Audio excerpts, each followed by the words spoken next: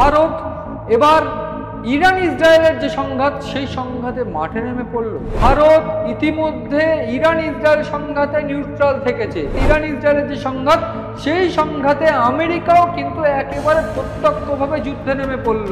যেটা বলতেই হবে আমাকে যে কিছু সমীকরণ তলে তলে কিন্তু বাড়তে শুরু করেছে। এবার কি ভারত মধ্যস্থতার পথে হাঁটবে? সিএন ডিজিটাল আপনাদের স্বাগত। নমস্কার, আমি মণি ভট্টাচার্য। কোনো রঙিন খবর নয়, সাদা কালো আসল খবর নিয়ে আপনার দরবারে, যে খবর আপনাদের ভাবাবে। ঠিক এইরকমই একটা খবর নিয়ে আজ আমি এই অনুষ্ঠানে। ভারত এবার ইরান ইসরায়েলের যে সংঘাত সেই সংঘাতে মাঠে নেমে পড়ল, এ প্রশ্ন উঠছে।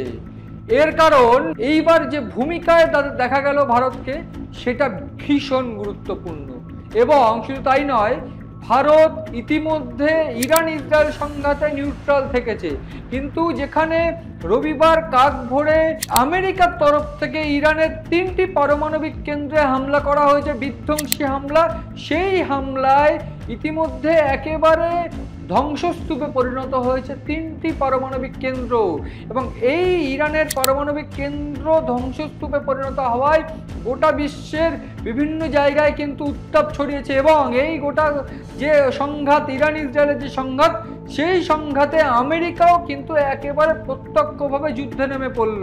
এর আগে আমরা দেখেছি ইসরায়েল বা আমেরিকার তরফ থেকে যে হুমকি ইরানে গিয়েছে, যে হামলা ইসরায়েলের তরফ থেকে হয়েছে, পাল্টা হামলা ইরানের তরফ থেকে হয়েছে। কিন্তু এই যে সংঘাত, যে তাপউত্তাপ মধ্য এশিয়ায় ছড়িয়ে পড়েছে, মধ্যপ্রাচ্য বা পশ্চিম এশিয়ায় ছড়িয়ে পড়েছে, ঠিক সেই জায়গায় দাঁড়িয়ে ভারতের অবস্থান নিউট্রাল ছিল। কিন্তু এইবার যে তথ্য এসে পৌঁছচ্ছে, নরেন্দ্র মোদী ইরানের প্রেসিডেন্ট মাসুদ পেজেশকিয়ানের সঙ্গে ওভার দ্য টেলিফোন কথা বলেছেন। এবং মাসুদ পেজেশকিয়ানকে তিনি ফোনে বলেছেন যে উত্তেজনা প্রশমন করতে, এবং এই গোটা ঘটনায় যে ইরান ইসরায়েল সংঘাত বা উত্তপ্ত মধ্যপ্রাচ্য নিয়ে তিনি উদ্বিগ্ন, তিনি উদ্বেগের মধ্যে আছেন। এই যে বার্তা, এই বার্তার উপর দাঁড়িয়ে বিভিন্ন ক্ষেত্রে কিন্তু বেশ কিছু সমীকরণ বদলাতে চলেছে এবং একটা জট কিন্তু পাকতে চলেছে বলেই মনে করছে বিশেষজ্ঞ মহল। তার কারণ ভারত ইরান ইসরায়েল সংঘাতে কিন্তু একেবারে নিউট্রাল থেকেছে। যদি কূটনৈতিক ক্ষেত্রে দেখা যায়, আমেরিকার সঙ্গে অর্থাৎ ট্রাম্পের সঙ্গে খুব ভালো বন্ধুত্ব ভারতের, এবং এই জায়গায় দাঁড়িয়ে ভারত কিন্তু কোনো অ্যাকশন নেওয়ার আগে তাদের 10 বার ভাবতে হচ্ছিল। কিন্তু আমি বারবার করে এর আগেও বলেছি যে আমেরিকা ইদানিং যে পাকিস্তান প্রেম দেখাচ্ছে, পেহেলগাঁও যে হামলা, সেই হামলা করেও পাকিস্তানের যে বড় গলার জোর তারা দেখিয়েছে। তারা ইতিমধ্যে দেখেছি ট্রাম্পের সঙ্গে পাকিস্তানের যে বন্ধুত্ব, যে সম্পর্ক আরও গভীর হচ্ছিল। তার কারণও আমরা কিছুটা আন্দাজ করেছিলাম, আমরা বলেওছিলাম এর আগে যে বারবার করে আসিম মুনির বা পাকিস্তান ট্রাম্পকে মনোনীত করেছেন যে নোবেল প্রাইজের জন্য। এবার যেখানে শান্তির জন্য ট্রাম্পকে নোবেল প্রাইজের জন্য মনোনীত করা হয়েছে, ঠিক সেইখানে দাঁড়িয়ে এইবার যুদ্ধে নেমে পড়েছে আমেরিকা অর্থাৎ ডোনাল্ড ট্রাম্প। এবং ইতিমধ্যে যে হামলা ইরানে করা হয়েছে, সেই জায়গায় দাঁড়িয়ে ভারতের যে অবস্থান সেটা কেন গুরুত্বপূর্ণ। ভারত এর আগে নিউট্রাল থেকেছে, কিন্তু এইবার ইরানের প্রেসিডেন্টের সঙ্গে ওভার দ্য টেলিফোন কথা কিন্তু বারবার করে কিছু জল্পনা উস্কে দিচ্ছে। এবং যেটা বলতেই হবে আমাকে যে কিছু সমীকরণ তলে তলে কিন্তু বাড়তে শুরু করেছে।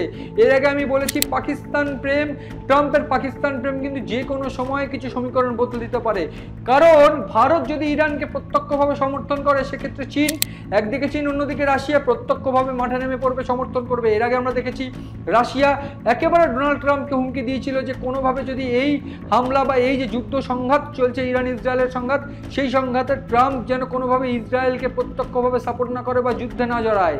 ঠিক সেই যুদ্ধে কিন্তু আমেরিকা জড়িয়ে পড়লো। এবং এই জায়গায় দাঁড়িয়ে সব থেকে আশ্চর্যের, সব থেকে চিন্তার বা উদ্বেগের যে এইবার বিশ্বের অন্যতম শক্তিশালী দেশ আমেরিকা যখন যুদ্ধে নেমে পড়েছে, ইরানের পাশে কারা কারা আছে। ইরানের পাশে এইবার ভারত যদি থাকে, যে আশঙ্কার কথা বা যে শঙ্কার কথা আমি বলছিলাম, যদি যুদ্ধের পরিস্থিতি তৈরি হয়, আরও গভীর পরিস্থিতি তৈরি হবে। এবং ভারত যদি ইরানের পাশে দাঁড়ায়, ইরান কিন্তু ভারতের ঐতিহাসিক বন্ধু।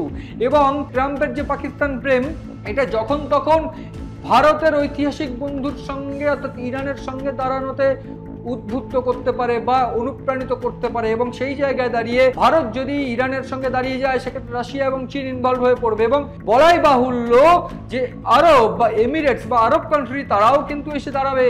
এবং এই জায়গায় দাঁড়িয়ে তৃতীয় বিশ্বযুদ্ধ কিন্তু একেবারে 1 ইঞ্চির সময় অপেক্ষা থাকবে এবং সামান্য একটুখানি অপেক্ষা থাকবে। একেবারে বলাই চলে যে একটা বড় বারুদের গোলায় ছোট্ট একটু আগুন বা ছোট্ট একটু ফুলকির দরকার, তাহলেই কিন্তু এই গোটা পরিস্থিতি প্রেক্ষাপট বা এই গোটা পরিস্থিতি পরিবর্তন হয়ে যেতে পারে। এবং আমরা বারবার দেখেছি ইরানের উপর কিন্তু ইতিমধ্যে যে হামলা হয়েছে সেখানে দাঁড়িয়ে ইরান কিন্তু পাল্টা হুমকি দিতে শুরু করেছে। রবিবার কাক ভোরে এই হামলার পর যে প্রেস কনফারেন্স ট্রাম্প করেছেন সেইখানে সাংঘাতিক, অর্থাৎ বিভিন্ন ক্ষেত্রে এই যে জঙ্গি দেশ তারা পোষণ করে, তারা জঙ্গিদের সমর্থন করে, এই বক্তব্যগুলো কিন্তু উৎপীড়ক দেশ বলে আখ্যা দিতে শোনা গিয়েছে ইরানকে। ফলে এই জায়গায় দাঁড়িয়ে এইবার ইরান যে জঙ্গি সংগঠনগুলোকে সমর্থন করতো, হুতি বা মুজাহিদ্দিন, তারাও কিন্তু এইবার আমেরিকার সঙ্গে যে যুদ্ধবিরতি ছিল সেই যুদ্ধবিরতি ত্যাগ করতে বাধ্য হয়েছে। এবং সব থেকে গুরুত্বপূর্ণ হরমুজ প্রণালী, এই হরমুজ প্রণালী দিয়ে কিন্তু তেল, একটা বড় আকারের তেল কিন্তু গোটা বিশ্বে ছড়িয়ে পড়ে ইরানের মাধ্যম দিয়ে। সেক্ষেত্রে এই হরমুজ প্রণালী যদি বন্ধ হয়ে যায় সেক্ষেত্রে আমেরিকা সহ একটা বড় অংশ, অর্থাৎ উপমহাদেশের বিভিন্ন জায়গা কিন্তু ক্ষতিগ্রস্ত হতে পারে, ব্যবসা বন্ধ হয়ে যেতে পারে। শুধু ভারত নয়, এক্ষেত্রে এই এশিয়ার, ইস্ট এশিয়ার একটা বড় অংশ কিন্তু ক্ষতিগ্রস্ত হবে এবং ইউরোপ উপমহাদেশেও কিন্তু একটা সমস্যার সম্মুখীন হতে হবে তাদেরকে ব্যবসায়িক দিক থেকে। এবং এই জায়গায় দাঁড়িয়ে যে যুদ্ধ জাহাজ আমেরিকার রয়েছে সেই যুদ্ধ জাহাজকে টার্গেট করা হবে, এই হুমকিও কিন্তু দেওয়া হয়েছে। পাশাপাশি মধ্যপ্রাচ্যে যেসব সেনা ঘাঁটিগুলো রয়েছে আমেরিকার, সেই ঘাঁটিগুলোও কিন্তু টার্গেট করা হবে বলে হুমকি দিয়েছে ইতিমধ্যেই ইরান। এবং এই জায়গায় দাঁড়িয়ে ভারতের অবস্থান কিন্তু ভীষণ গুরুত্বপূর্ণ, আমি বারবার করে বলছি। এটা তো একটা আশঙ্কা এবং এটা একটা প্রবাবিলিটি, পাশাপাশি আরও একটা সম্ভাবনা বা প্রবাবিলিটি কিন্তু রয়েছে যেখানে ভারত একটা গুরুত্বপূর্ণ বার্তা দিতে পারে এবং বার্তা দিতে চলেছে, যে বার্তায় ইতিমধ্যে ঘুম উঠতে পারে কিন্তু মার্কিন প্রেসিডেন্ট ডোনাল্ড ট্রাম্পের এবং বুকে ব্যথাও বাড়তে পারে তার কারণ আমরা দেখেছি ভারত পাকিস্তান যে সংঘাত, ইন্দো পাক সংঘাতে ট্রাম্পের ভূমিকা, ট্রাম্প একেবারে যে ক্রেডিট, সেই ক্রেডিট কিন্তু নেওয়ার চেষ্টা করেছেন বারবার করে। ভারত একটা স্ট্যান্ড কিন্তু তাদের ছিল, যে পরিষ্কার করে বলা হয়েছিল যে এই যুদ্ধ ভারত পাকিস্তান, এই যুদ্ধে তারা পাকিস্তানের অনুরোধে যুদ্ধবিরতি করেছে। কিন্তু ডোনাল্ড ট্রাম্প সেই বক্তব্যে একেবারে অটল থেকে তিনি পরিষ্কার করে বলেছেন ট্রাম্প অর্থাৎ আমেরিকার মধ্যস্থতায় এই ভারত পাকিস্তান যুদ্ধ থেমেছে। সেই জায়গায় দাঁড়িয়ে এইবার যেখানে শান্তির জন্য পাকিস্তান নোবেল প্রাইজে মনোনীত করেছে ট্রাম্পকে, সেই জায়গায় দাঁড়িয়ে ঠিক তার একদিনের মধ্যে যুদ্ধে নেমে পড়েছে পাকিস্তান, এটা যেমন একটা বড় ঘটনা। সেই জায়গায় দাঁড়িয়ে এবার ইরানের সঙ্গে যে কথাবার্তা হয়েছে, ইরানের প্রেসিডেন্টের সঙ্গে মাসুদ পেজেশকিয়ানের সঙ্গে যে কথাবার্তা ভারতের হয়েছে, সেখানে পরিষ্কার নরেন্দ্র মোদীর তরফ থেকে জানানো হয়েছে বা ভারত সরকারের তরফ থেকে জানানো হয়েছে এই উত্তেজনা প্রশমন করার জন্য অনুরোধ করেছেন বা তিনি কিন্তু উদ্বিগ্ন, সেই বার্তাও কিন্তু ইতিমধ্যে ইরানের কাছে পৌঁছে দেওয়া হয়েছে। বলে সেই জায়গায় দাঁড়িয়ে এবার কি ভারত মধ্যস্থতার পথে হাঁটবে? সেক্ষেত্রে যদি ভারত মধ্যস্থতার পথে হাঁটে, এটা প্রমাণিত হয়ে যাবে ভারত কিন্তু যুদ্ধের পক্ষে নয়।